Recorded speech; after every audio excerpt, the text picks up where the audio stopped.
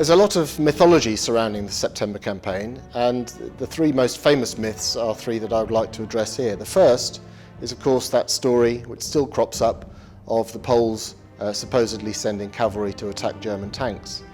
This was an invention of the German propaganda ministry and was a way of trying to portray the Poles not only as being racially and militarily and technologically inferior to their German enemies, but also a way of showing that the Poles were unworthy of Western support.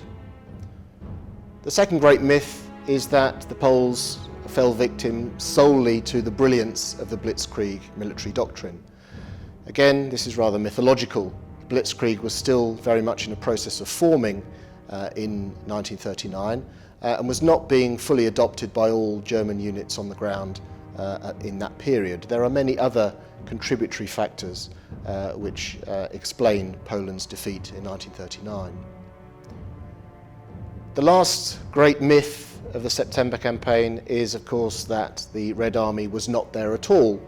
This was Stalin's preferred vision of what was happening in 1939. He was very keen to guard his nominal neutrality in World War II and liked to portray the Red Army invasion of Poland on the 17th of September as merely a police action, a clearing up action after Poland had already collapsed.